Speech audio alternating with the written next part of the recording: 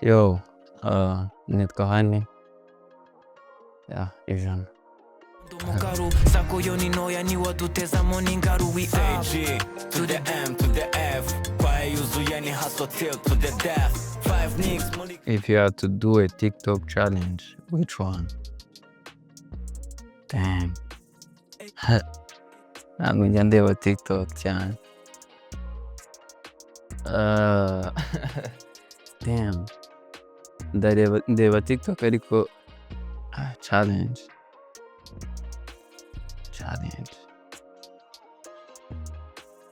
Damn. Hari challenge nshaka gukora ariko sinzi niba ari iya TikTok ariko ingoma ya G-Habo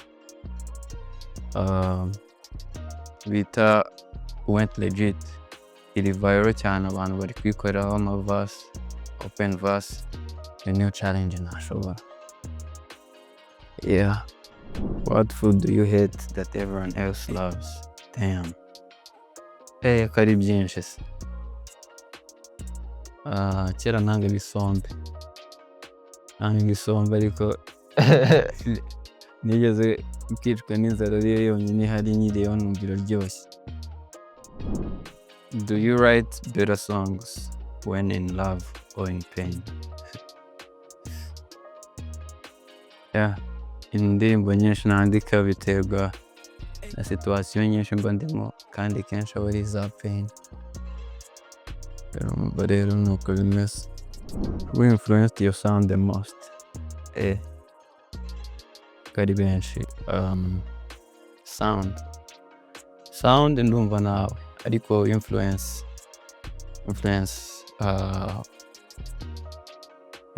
famille yanjye mu bahanzi navuga Jay-Z na Kanye West. Mu bakobwa mu bakobwa barahari benshi.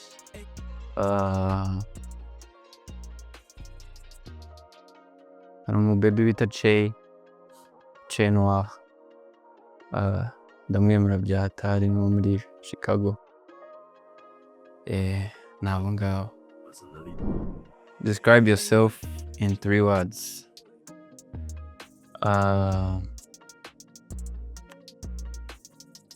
Quiet.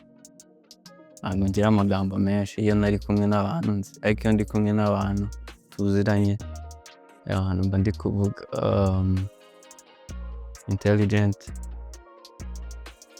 Bishobora kuba bitagaragara ariko njye ndizera ko ndenze bya gatatu. Loving. Nkunda abantu bose. What's your biggest fear as an artist? As an artist, nta fear. Ibintu mbikora ari ni passion, nta kindi kintu mba mbyitezemo, so nta kintu ntinya what can go wrong. Ariko mu buzima ya mbere ni ukuba broke. If you had to be an animal for a day, what would you be? Ibi ngibi bisaba gutekereza cyane man, kuko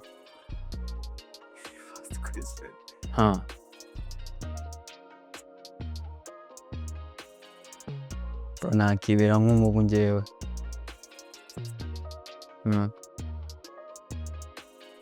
Ni umubu bata risk. Umubu ni risk taker. Urumva naba successful mu kintu icyo ari cyo cyose nakora, kubera iki naba mfite trait yo kuba umu risk taker kandi umubu unoroshye.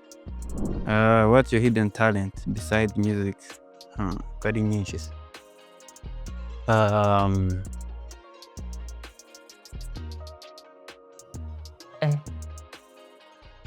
Inyota.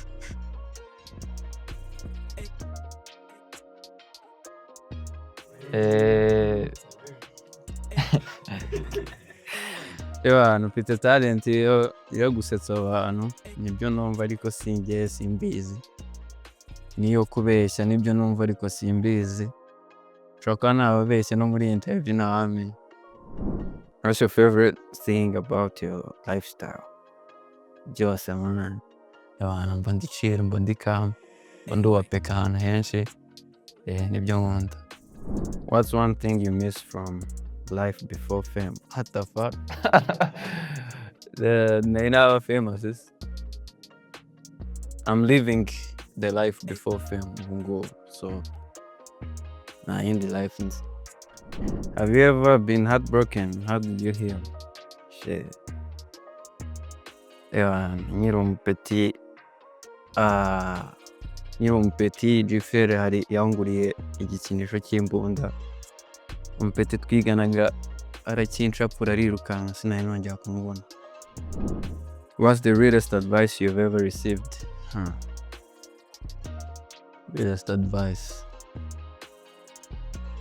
Navuga ko ari real ariko at the same time iri fake kuko iyo umuntu akubwiye ngo be yourself ushobora kuba nziza mu kuba wowe ariko you never know, ushobora kuba your true self ari fake. Urumva ugomba kuguma ako ni akantu mba mbashyiriyemo ko gutekereza. What keeps you grounded in fame? Fame. Grounded. What keeps me grounded in life? Grounded in life nuko ubuzima ntabwo buri promised anytime, so tuba tugomba gukoresha igihe dufite hano wisely, tukaba abana beza ko dushoboye. What's your love language? Love language, bro. Love language yanjye nuko ni nko kwicara tugaceceka tukinjoyinga silence, niyo twaba turi kurebana, niyo twaba turi gukora icyo ariko turi kumwe ariko turi silent. Who was the first person to believe in your talent? So nabimenya ko bwa mbere nshowcasinga talent yanjye. Umuntu wa mbere ya hip hop actually. Umuntu wa mbere ya hip hop niwe back then nakoraga indirimbo z'umwanda ko ariko byari part of the journey. Nakoraga indirimbo kuri phone, PoppA yarazemeraga byatari, so shout out PoppA. What's one song you wish you wrote? One song.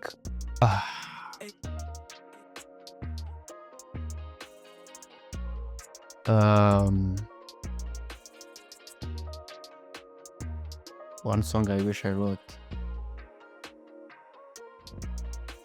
Wode yagire ngo nibuke izina ry'indirimbo iri inyuma yawe.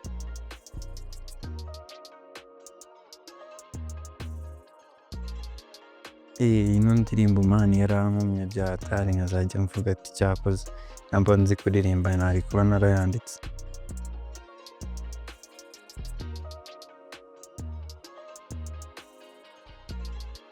Ni umuhungu bita François Inyanja, Frank Ocean.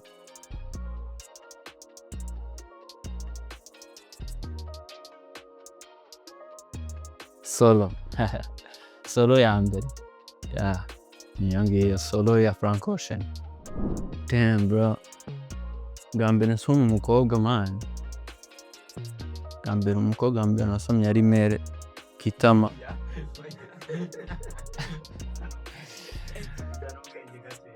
God damn bro.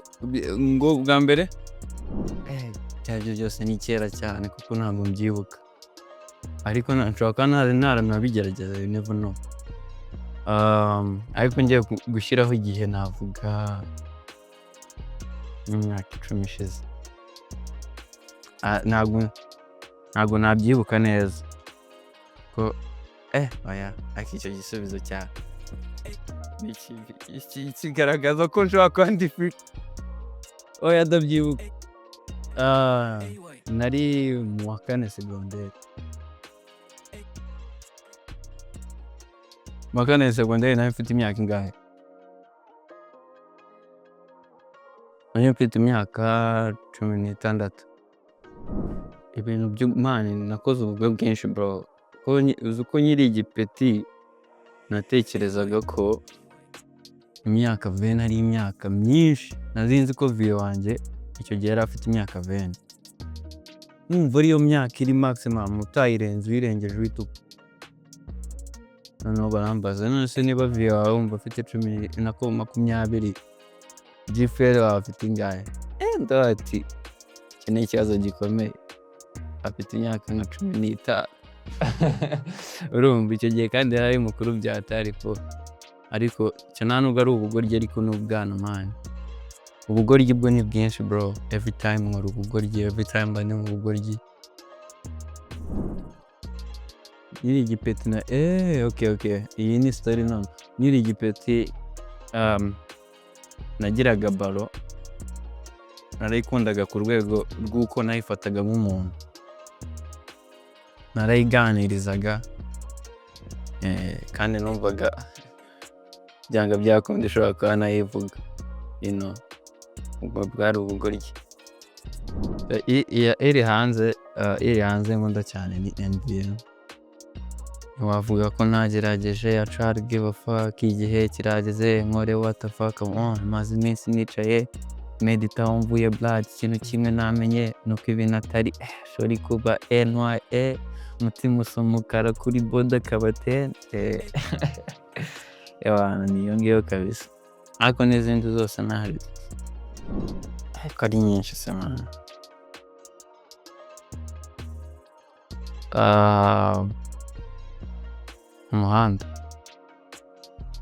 Umuhanda wose nako, ingoma y'umuhanda wose ntago nayikoze nyine, ntago ngiye nayifanaga byatara, ariko nyine iyo abantu bayikunze nyine wakurikiza.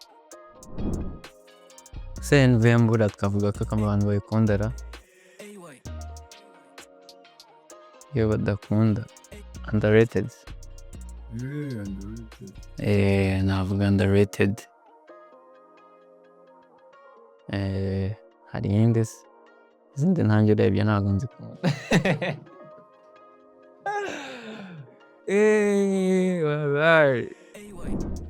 What's next? Kakanya navuga iki se?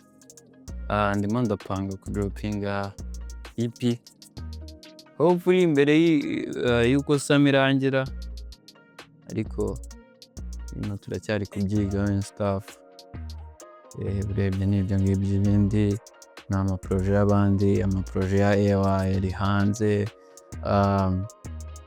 guess na proje atazi nshobora kuba zaba ndiho and stuff.